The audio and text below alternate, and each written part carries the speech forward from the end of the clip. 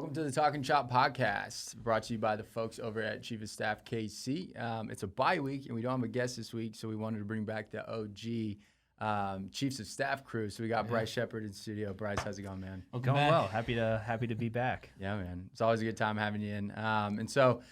This week we'll go over the Panthers game, some fantasy advice, but then we're also going to kind of recap our original, season predictions, kind of go over stuff like that. But then, talk a little shop before we get into that. And we also got a special guest coming up at the end of the episode, so stay tuned for that. The Chiefs moved to 8-1 after a pretty dominant showing from the offense, not so much by the defense this time around. A little bit of a nail biter there towards the end, but it was a fun game to be at Arrowhead. We'll get into that a bit later. Yep. So we'll see if we're on track for our projections coming up. But first, we're bringing you the positions of the week, brought to you by Chief of Staff KC, your trusted local talent scouts. We're a recruiting firm based in Brookside, and we'll bring you the best accounting, finance, admin, and marketing, and then HR operations and sales talent that Kansas City has to offer. Boys, we'll each do a position this time. I know you're both on the accounting and finance team, but Lucas, start us out, and then we'll hit to you, Bryce. Yep. Hopefully I'm not sounding redundant here, but this is exciting. Another controller position. I think this is the second or third one we've gone over. So controllers, I'll say it again, call me. Yeah. This is a fun, fast-growing, publicly traded company in the financial services industry. Looking for 7 years of experience, at the minimum, right? It's going to be a controller position. Make sure you've had that established operational accounting and supervisor experience to pair. Degree, CPA, very cut and dry here, black and white, however you want to look at it. Those are going to be all preferred, if not a requirement. Great benefits and competitive pay and a unique location as well. So, again, this is a fun one, and we have a few others that we're still working on. So, controllers out there, give me a shout. Yep. Up to you, man. Yep. So the position I want to highlight, it's a fairly new one, hot in probably about a week ago, but it's a FP&A senior analyst. It's with a great company in the Kansas City metro area, obviously. Pays pretty good. There's a fair amount of flexibility with it for the right person. It'll largely be dependent upon years of experience and whatnot. But really what they're looking for is any M&A experience.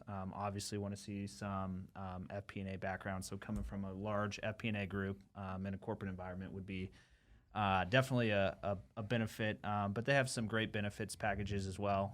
Awesome office. I mean, I can't say enough good things about it.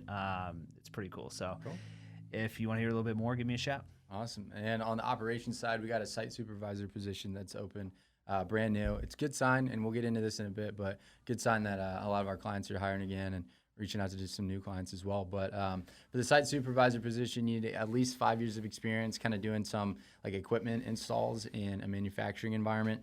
So got to have good mechanical and technical skills.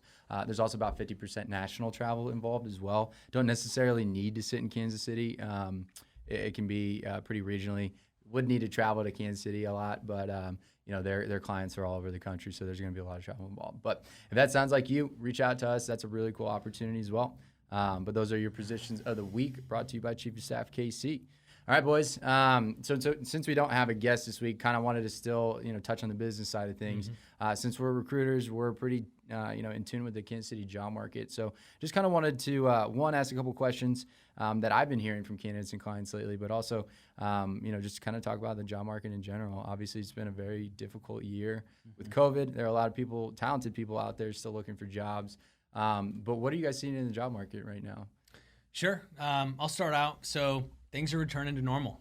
Believe it or not, we're currently as busy as we've ever been, probably all pandemic, and we're continuing to, acquire new acquisitions with our clients, and then we're also beginning to see some of our old clients come back. They've made it through this period of time. They're realizing that it was sustainable and that things are looking up. So they've had time to prepare for that 2021 year. Hiring needs are as prevalent as ever, and they're ready to pull the trigger. So don't be scared. Continue to give us a shout and use us as a resource moving forward. But we're seeing some growth, and that's what I'm excited about. Absolutely. And then one of the things that I've noticed too, and it comes up just about every day, is are people looking for remote work? I think a lot of people assume that with the way that things are going right now, that there's a lot of that available, but we're really just not seeing that, especially from our end. I mean, a lot of companies in Kansas City, if they're bringing you on, a lot of times they want you in the office because a lot of times they don't have the resources to, set those people up remotely. For training purposes, it's a lot easier to have you in the office. So I think a lot of people assume that given the way things are right now, that remote work's on the rise. But I don't know. Would you guys agree? I think that's pretty standard. It's just not that readily available in those roles that are. A lot of times you're competing with people all over the country, so the candidate pool is a lot bigger too. Yeah. So I mean, I think it's interesting. Remote work versus work from home work. It's different. If you have like a flexible schedule, if your office allows you to work remotely, that's one thing. But like full on remote jobs where like the client might be somewhere else, I don't see that as much as you would think you would. Sure. It depends on what type of work you're in, but not as much as I thought we would see, to be honest. Yeah. Kind of start just preparing yourself mentally to have your butt back in the seat, you know, and then that way, if you do find a position that's work from home or remote, it's a benefit, right? Yeah. And I'm not saying they wouldn't allow that down the road. Yeah. It's just initially for training purposes, a lot of times they really want you in the office for at least a couple months until the trust is established and stuff like that. So Yeah. So outside of that, obviously a lot of talented people in the job market right now still. So now that people are starting to hire again, why should people looking for jobs reach out to recruiters like Chief of Staff to help them? Yeah, I'll let you take this one first. Well, I mean, I always make comparison of, recruiting to searching for a house. Just like, you wouldn't, when you go to buy a house, you wouldn't do it by yourself. Recruiting is the same thing. Rely on an expert in the industry. We take a lot of the hassle out of it for you. Yeah. We only run opportunities by you that would align with what you're looking for, and ultimately save you a lot of time. So, your time is valuable, and we appreciate that as well. And our time is valuable too. As long as we're on the same page, we're not going to waste anyone's time. So it can save you a lot of time in the long run. So I like that. Yeah, reach out to us because, as he kind of touched on, we have the market knowledge. Use this as a backboard. Any questions you have, whether you're nervous about testing the market, how do I change my resume? How do I switch things up? How can I become noticed in this heavily saturated candidate market? Furloughs, layoffs, you name it, it's happened this year, and there's so many people gunning for the same job that you want. So even if it's not a job we're working on, but you want to say, Lucas, what can I do to stand out? Those are the things we want to do, because at the end of the day, if we provide that candidate experience that is memorable, you're going to move up in that company. If we help to get that job by tweaking the resume, maybe you come back and hire from us. So, it's just what comes around goes around, and that's why you should give us a shot right now. And I agree. Like what I've been telling all my candidates is, regardless if, I can help them out, what I want to do is be able to provide connections to them as well. And so something that a lot of people don't realize is the value of networking during your job search, right? And so, maybe someone high up in HR has, been having a hard time finding a job, right? Like, let's get them in contact with people at companies they're interested in, right? Get those warm introductions. That's really going to help you stand out among, your competitors. And then if you're looking to maybe even make a career switch, like COVID's given a lot of people, or a lot of time for people to kind of reevaluate what they want to do with the rest of their career. If you're younger, or, just looking to make a switch. And so reach out to us. We'll get you introduced to someone at a company you're interested in, at a, in a job or in a title that you're interested in as well. So it's just all those extra things you don't really think of when you think of working recruiters that we're really good at. And so always want to make light of that. Yeah, this kind of just came to mind while you were talking. Use us as practice. So if you got laid off and you haven't interviewed in 10, 15 years and you don't even know where to start, you can have a conversation with us, and that's going to be practice for when you get the opportunity to hit the home run and you're excited about that company. So and we'll coach you up too, every step of the way. That's what we're here for. Yeah, and a lot of people don't realize it's all free to our candidates. Like, our clients pay us, and that's how we make money. So all of these services, all these connections we can give you, all the practice and interview tips and everything, free of charge. So why not reach out? Yeah, I love it. Great question, man. Outside of that, I wanted to ask the flip side of that question. Why should clients looking to hire moving forward in a market where that has so many candidates in it, reach out to Chief of Staff or recruiters like Chief of Staff to help? You got it. I'm gonna play off your answer, so I'll let you go first. So I think the two biggest things would be quality, number one, and speed, number two. I know a lot of times the reason you would initially reach out to a recruiter is because, hey, there's a project that needs to get done, or someone left and there's a void that needs to be filled. And so I think Chief of Staff, where we kind of separate ourselves, is not only do we possess that speed, but also the quality. Right. Really our job is to take the stress off your plate, with everything going on with COVID, and, you got to make sure you're HR compliant for this and that. A lot of times even HR people are spread thin. And what we do on a day-to-day basis is go out and talk to these candidates, We have a great pipeline for just about everything and can get people in the mix pretty quickly. So I'd say speed and quality are probably the two biggest reasons. I'm going to say quality and then speed. No, I'm just kidding. No, so honestly, though, candidates, or not candidates, but HR people, hiring managers, no matter what size of company you had, when the market became really saturated with candidates, I think everybody got really excited. They're like, oh, there's so much talent. We don't need recruiters right now. We can just go through and figure it out on our own. So much time has been wasted. I can't tell you how many clients have come back to us and said, will you help us? we need the top 3. We need the top 5. We've wasted so much time looking through resumes, and we've had candidates who we thought were going to make it to the end of the offer period and end up backing out because they found something else. So there's a lot of that hassle. We're going to vet and go through every candidate, make sure that they're truly on board up front and that they maintain that integrity and loyalty to this position throughout that process. So you don't have any fall off. Sure. So I think that's going to be the most important. Let us do the legwork for you. That way you can focus on what's most important, which is running your business or division. Yeah, I agree. I mean, we posted a sales job and got like 200 applicants in like the course of like 3 days or so, and it was ridiculous. And so I can't even imagine, if you're a small business, time is everything, right?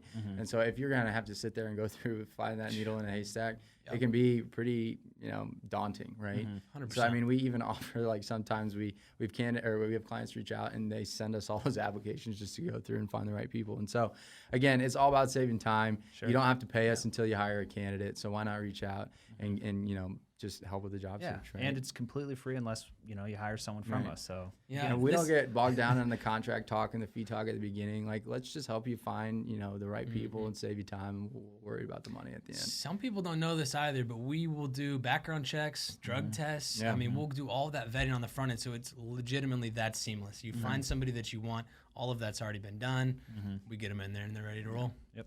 All right, boys. Well, I just wanted to run a couple questions by you just because, a lot of people have been asking me that type of stuff. So, let's chop it up. So, shout out to Chris Stathos, first of all. Chiefs Thanks, Kingdom. Chris. He's a director of, he's in strategic partnerships there. Yep. And he treated us to an awesome game in Arrowhead. So, if you're looking for a way to entertain your clients in person right now and you maybe not be able to bring them into the office or, wine them, dine them, reach out to Chris. He'll hook you up. We had an awesome time. Suite on the 45-yard line.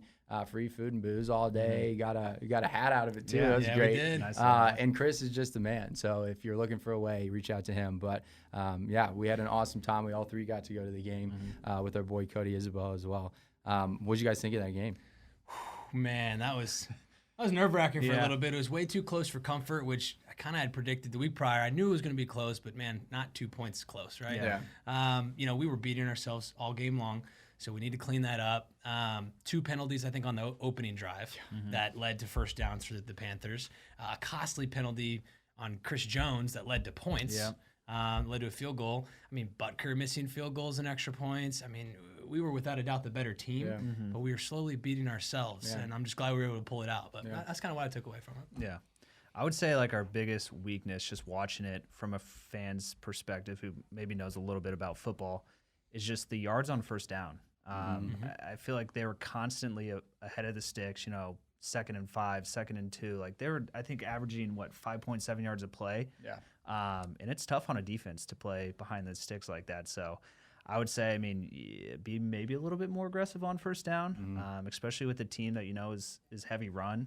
Try and put yourself in those favorable 2nd and 10, 2nd and 11 positions, because I think, I don't know, there was one time where we got to stop on first down. I said, look, we're going to get off the field here. And I think we would have, aside from the penalty. But just putting yourself in better situations like that, I think is going to help us moving forward as well. So you guys know that the Chiefs have only lost 1 game in the last 365 days. Yeah, I saw that today. Crazy. Beautiful. Love it. So we're going, we're 8-1 now going into the bye week. Obviously, we'll kind of cover, moving forward and what our predictions are. But I think we're in a good spot. Had you told me we'd be 8-1 going into the bye, having, at the beginning we were talking about playing the Patriots and the Ravens and all that. Yeah, if we could get through that, we're looking good. So my 14-2 predictions looking pretty solid. I was going to tell you that. Yeah, man. Love it. But yeah, so I mean, in terms of the game, Mahomes, I think re-enters the MVP contest for here. sure. He Without a went doubt. 30 for 45, 372 yards, 4 touchdowns, 0 interceptions. He's on pace to have like the least intercepted season in NFL history, on pace with Aaron Rodgers, right? Thank you. And if he tosses one more touchdown, he'll tie Drew Brees' record for most TDs without a second interception, and then he'll break that with 2. Also threw his 100th career touchdown in 40 games, breaking Dan Marino's record of 44 games.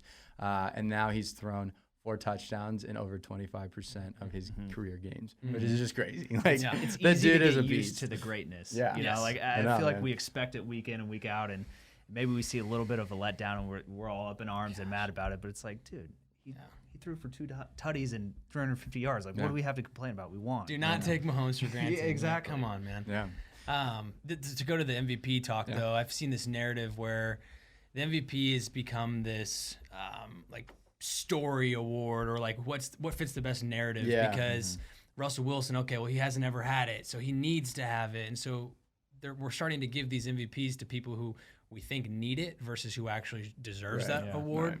There was a joke. It might have been Mike Greenberg. I'm so sorry if I botched your name, but he goes, let's name it the Patrick Mahomes Award. Yeah. And then we just start giving it to the people who get close to the greatness that he is, because he should be winning it every year. Yeah. So. Yeah, I mean, like people are starting to compare it to LeBron, where everyone knows he's the best player in the league, right? And LeBron should win the MVP every year. I mean, Giannis recently has been pretty freaking solid, Greek freak baby.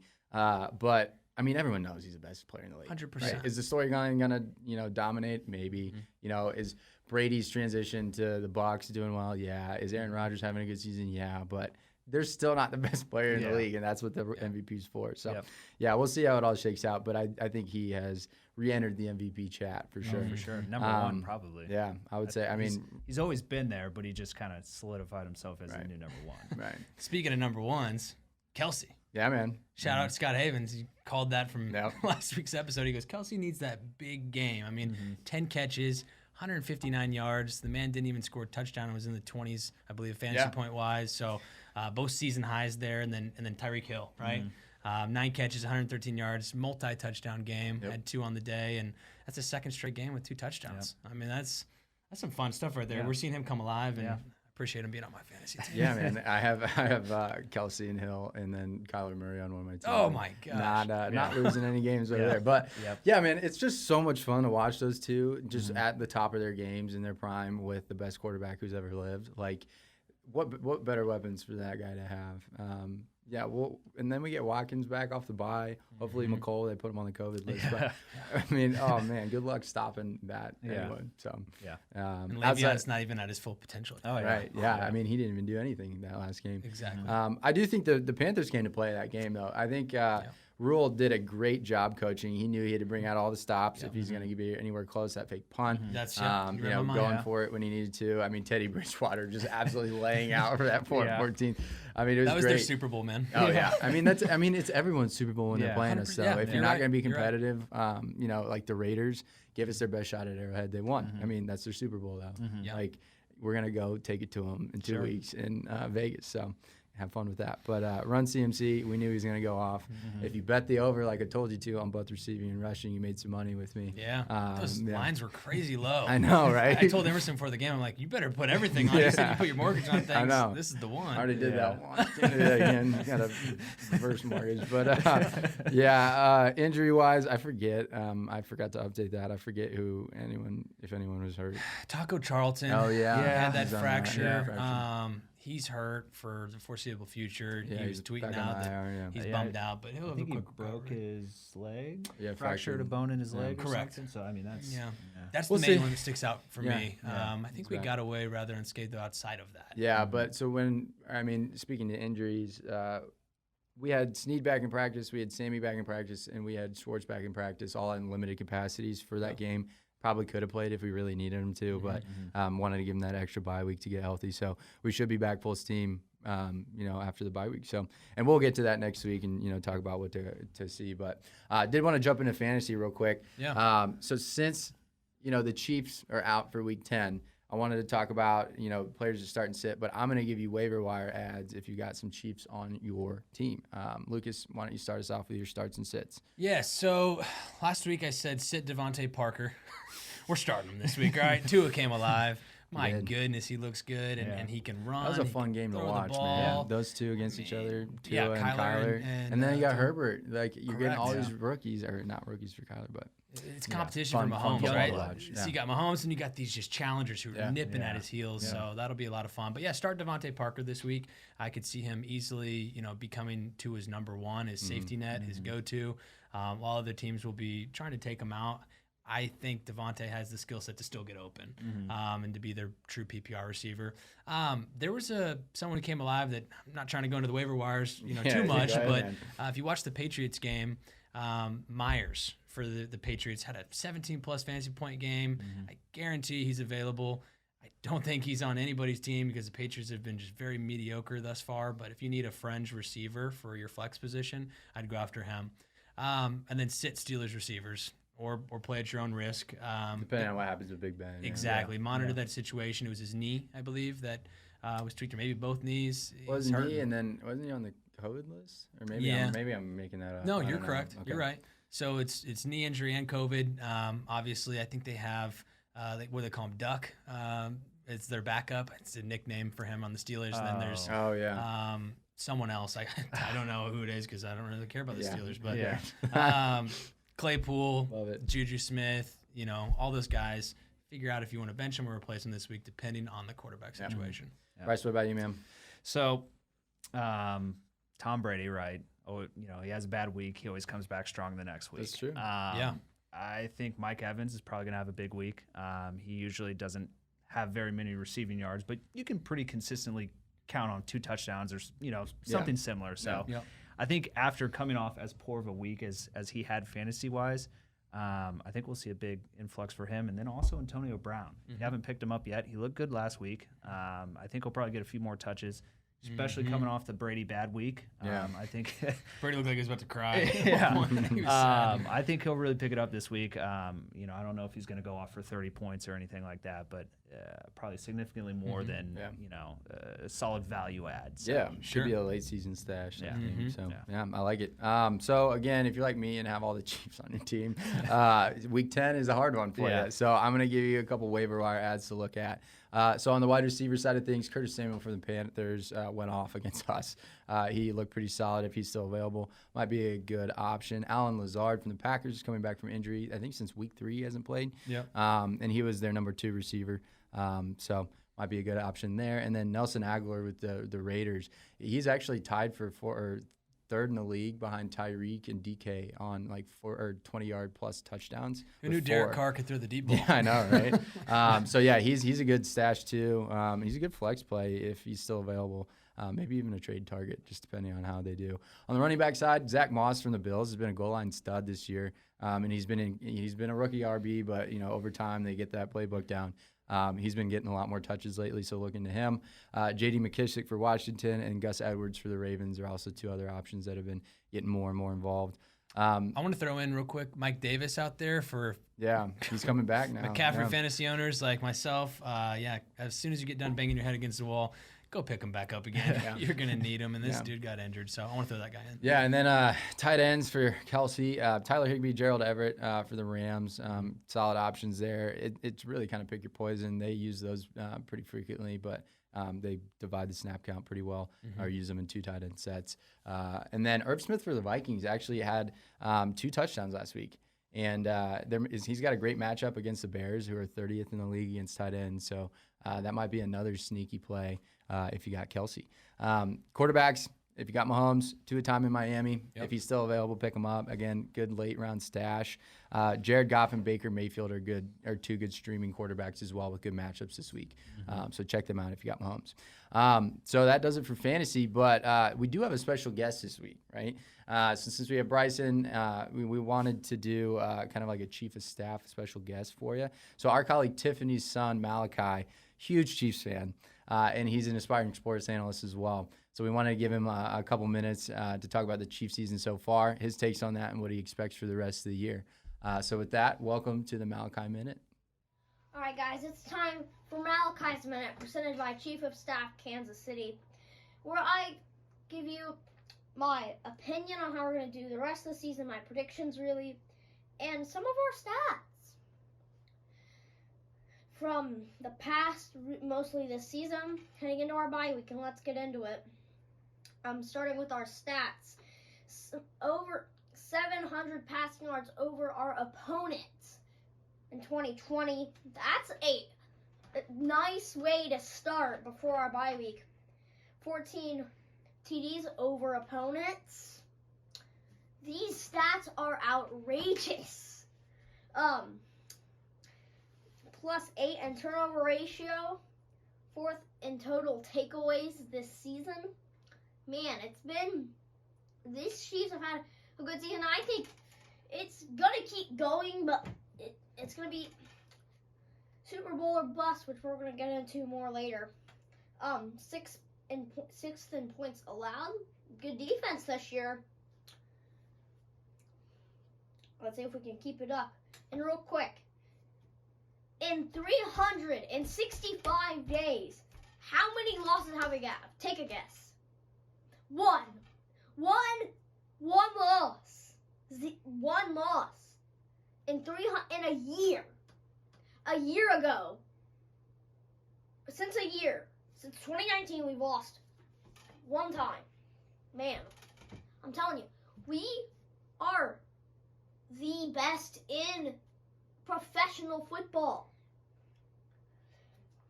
All right, let's get to our rest of season predictions. Week 11 at the Raiders. We've lost one this year. They beat us at home. We're beating them in their new amazing stadium.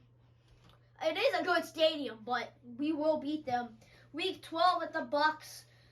That's going to be a good game. Brady and Mahomes, first time with Brady at the Bucks.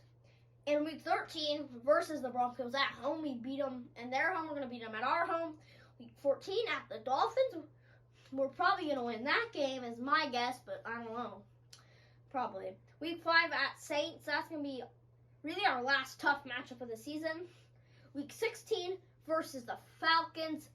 That's going to be a good game. I mean, Matt Ryan, Patrick Mahomes, and to close the season out, at least for the regular season, we play the Chargers. I don't know who will play in the playoffs.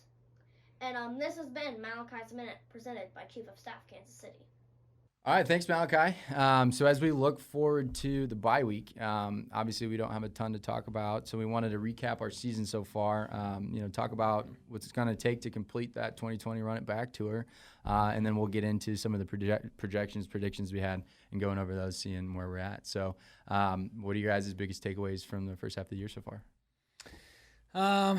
Phenomenal, right? I mean, the only way you could get a little bit better is 9-0. Yeah. So I will take 8-1 without a doubt. As far as the second half of the season here, the keys to victory for Run It Back. Number one, first and foremost, protect Pat. Yep. If we want to make any run in the playoffs and into the Super Bowl, again, to run it back, that is our nucleus. That is our guy. Yeah, go ahead and give him some love there, because the O-line consistency needs to continue. And he's doing a lot better job of being safe in the pocket. He still likes to scramble a little bit, but I think he's been more passive, which is nice to see, because he made me nervous a few times last year, more often than not. Do you think it's to the point that, let's say we're, 14-1, do we sit him the last couple of games? We'll see. I would. Yeah. I would. Yeah. As bad as that sounds, or at least just kind of do maybe like a preseason game type of mentality where you let them Do a drive. stay, fresh, do a couple drives, and then get rolling. Second point would be continue building on what we have. And a lot of teams that have a lot of success in the playoffs, they've built on their draft picks, or their acquisitions throughout the year. So we need to get Bell up to speed. Clyde and Bell need to be fully functioning on that tag team duo into the playoffs. Engage Willie Gay a lot more. He looked great. He looked covering awesome, McCaffrey flying out all of over the the backfield. field.